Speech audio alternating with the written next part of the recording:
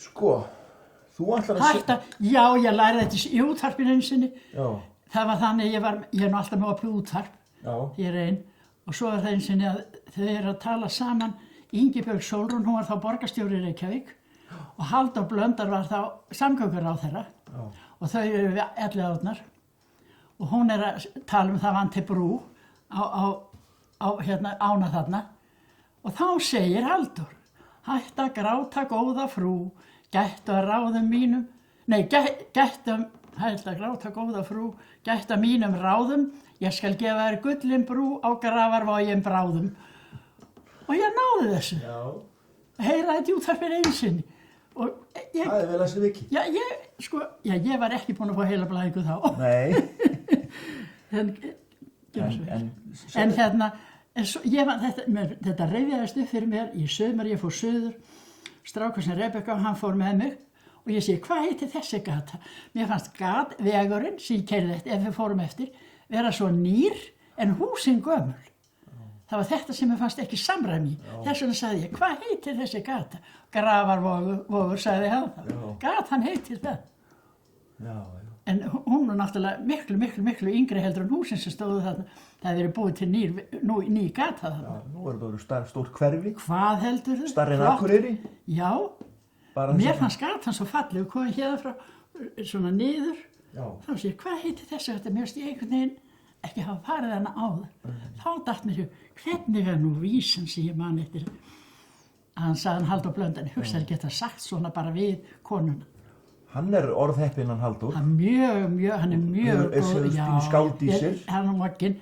Ég les nú alltaf þetta. Já, það er svo gaman að þessu sem hann er með það. Vísunum. Þú ert að senda honum línu bara í tölvupóstunum. Ég? Já. Ég hef enga tölvu. Nei. Ég sagðist ekki vilja tölvu.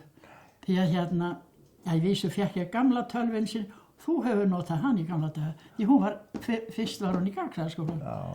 Þetta er bara forngripur. Já. Hún er einhvers staðar í kassa hjá mér. Nei, veistu það? Og ef ég var að skrifa einhverja vitleysu, þá var ég fljótara að handskrifa heldur en pikka. Já. Ég er bara svo gamaldags. Ég er með síma sem er ekki snertiskjár. Ég er með Takkasíma. Já, takkasíma. Já, þeir virka vel. Já, það dugar mér. Það er nú aðalatrið. Og ég segi, ég þarf ekki að nota síma. Sko, ég hugsa þannig, ef einhver hringir í mig og í heimasíman minn og ég ansa ekki, þá er ég ekki heima. Þá er ég bara einhvers staðar annars staðar og er þá eitthvað að gera þar og ég er bara ekki til viðtals. Og hann verður bara að gera svolítið að bíða. Svona hugsa ég, þetta er kannski skammalegt. Já, ég bara geri þetta. Ég ræð þessu. Ég ræð alveg þessu. Hvort ég er til viðtals hvenær sem er. Og mér finnst ekki gott þegar fólk er á fundum eða í einhverju skemmtunum að vera alltaf að fara í síman. Þessi og þessi. Fólk er svo ómissandi. Það á ekki að hringja svona í gemsana. Þá er þessi manneski ekki heima.